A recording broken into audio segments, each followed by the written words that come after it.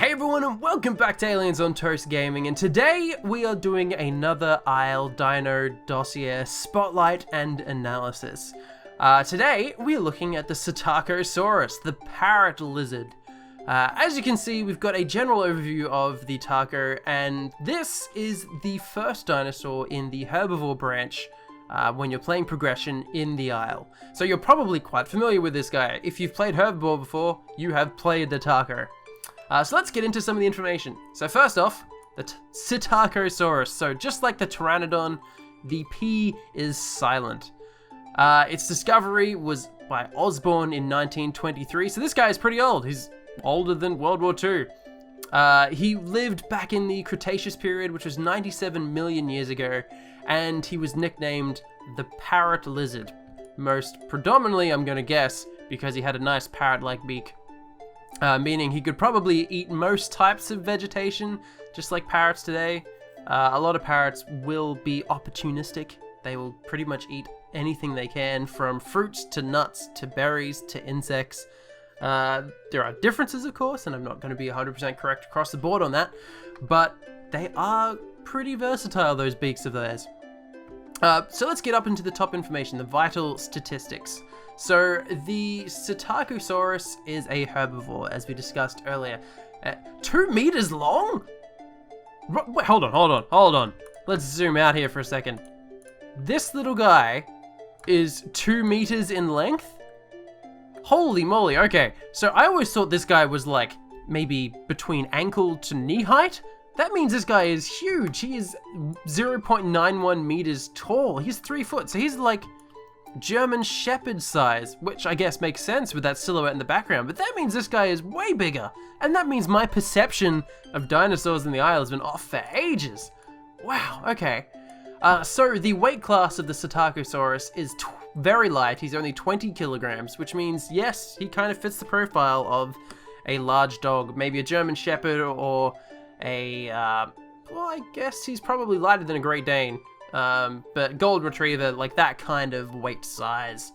The attack types for the Psittaco are passive, which means this guy gets the real blunt end of the stick and can't do anything to defend himself, which is quite interesting because in the last Dino Dossier that we analyzed, which was the Velociraptor, there was an image up the top right which showed the taco defending itself against a small pack of raptors by using these quills on the back of its tail.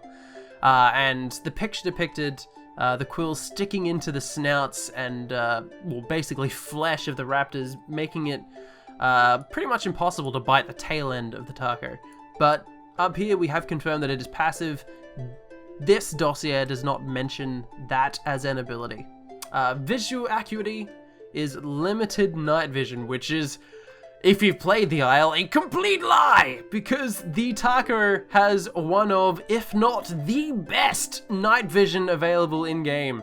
It lights up the horizon. It is basically a beacon, a lighthouse, if you will, for itself. It can see pretty much anything. So I don't know if that's been planned to change, because, Jesus, that is not accurate at the moment. Just like with the Velociraptor, the sense of smell is down as requires further study. So basically what that could mean is that they haven't decided how they're going to do sense of smell for herbivores or for carnivores yet, or even if they're going to include it in the end game. The temperament for this guy is social and anxious, and that's really sad because he's noted as just being anxious, just generally. I mean, every taco in the world has generalized anxiety, which I guess, if you're at the bottom of the food chain, kind of makes sense. There's a lot of things to be anxious about. Overall stamina of this guy is medium metabolic rate, which means he's kind of a casual grazer. He's not going to be continually grazing like cows or gazelles. He's probably going to have more of a relaxed metabolism.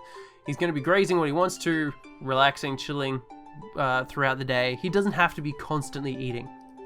Okay, let's go on to the next state, which is actually talking about his eating. So he's a gregarious gnasher. Equipped with a tough beak, Psittacosaurus can tackle almost any type of vegetation, a real advantage at the bottom of the food chain. So one thing that the developers actually mentioned quite a while ago now is that they were thinking of bringing in diets for every herbivore that's in the game. So for example, looking at these pictures up here, maybe the Diablosaurus is eating these cotton wool buds over here. Maybe the Stego is eating these sunflowers, but can only eat these sunflowers. Maybe the Chimera is limited to only eating these ferns. But what this statement means is that the taco is a generalist. It can eat pretty much anything. One of the interesting things about including a diet into the Isle means that dinosaurs are going to be restricted to certain areas of the map. So for example, going back to the Chimera, say he can only eat the ferns, he can only live and exist in the areas that the ferns will grow. So I think at the moment in the Isle V4, they're kind of in the redwoods, maybe? I think? Oh no, that's these ones, these little flowers, I think. They're in redwoods or whatever. It doesn't really matter where they are. The dinosaur that eats that type of plant is limited to where that plant grows. But that means that, say, a Chimera could not travel from the top of the map to the bottom because there's going to be no food at one of those locations. He has to stay where he can survive. The taco, however, could spawn anywhere. It could be birthed up in the top, in the far north, surviving off only these sunflowers. Or it could be birthed and spawn in down on the coastal regions where it's only eating these last plants over here. It doesn't really matter because the taco can eat pretty much any of it. Using that hardy beak of his, he can gnash his way through all of the vegetation in the Isle. Which means, as you probably know, you don't have to spend ages moving this little guy around using those absolutely abysmal speeds that he has. But oh well, that's in the future and not currently available, but we can hope, we can hope. Okay, so we have the pint-sized Pacifist. One of the tiniest creatures inhabiting the archipelago, there is little that the Psittaco can do to defend itself apart from hiding. Unlike its distant cousins, the ceratopsids, Psittacosaurus has only small scutes instead of proper armor, which is these little things on the side. They're all but defenseless. These creatures have become very friendly as a result, often traveling with herds of larger animals for protection.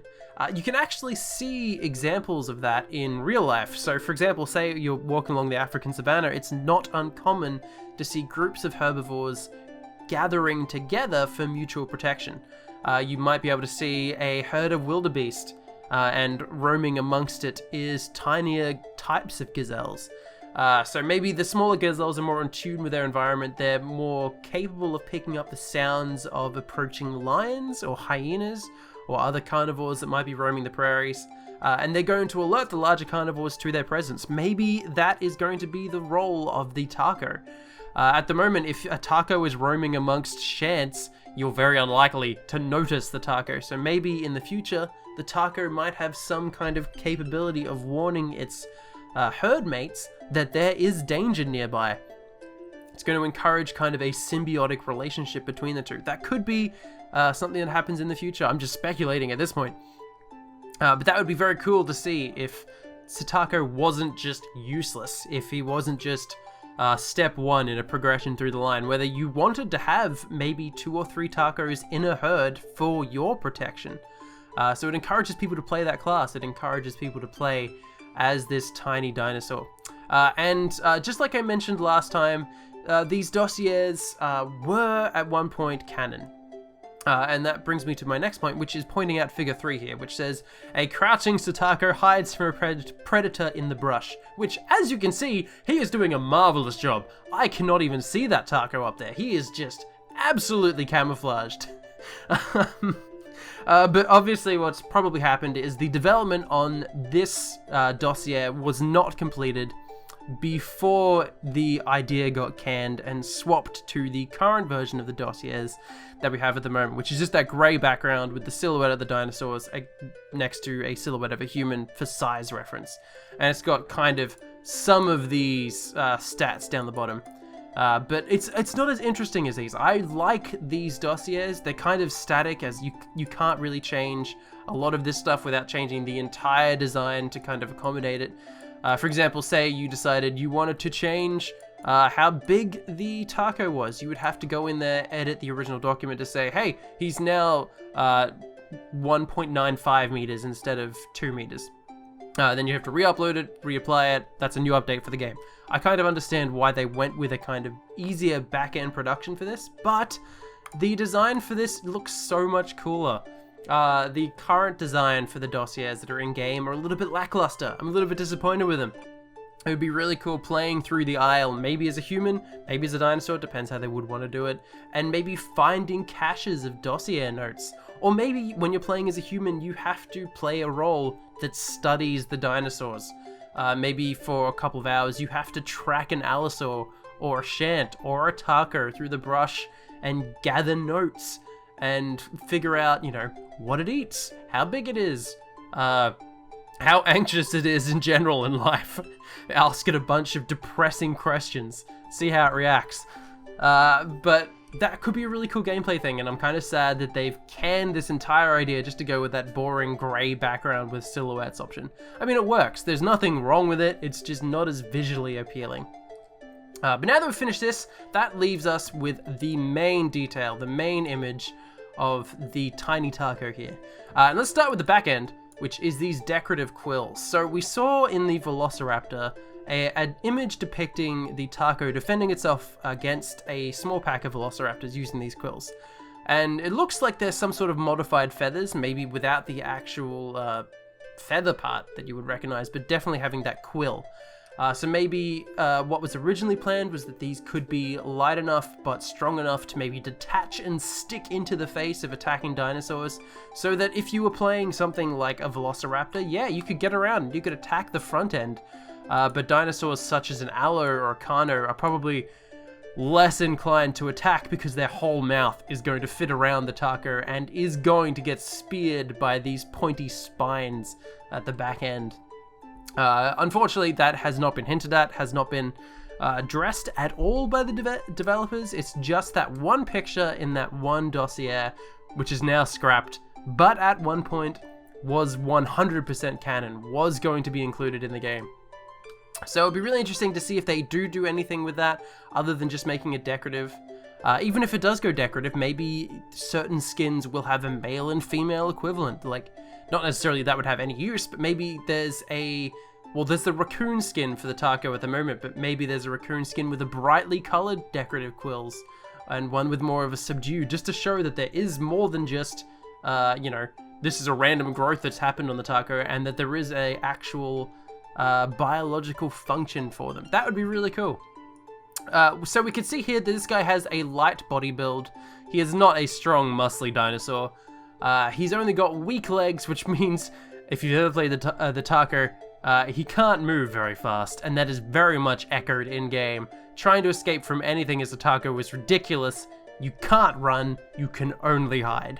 The taco has a very delicate neck, which is quite interesting. I'm imagining him like a baby, a newborn baby. If he was rocking on his back, you have to support his head just so he doesn't die. And he has a hardy beak, which is going to help him eat any of the vegetation that he finds in the Isle. But anyway, that concludes our spotlight and analysis of the Psittacosaurus, and that concludes the spotlight and analysis of the Isle's Dino Dossiers for this week. So stay tuned, and I will see you guys in the next episode. Thank you, and bye-bye!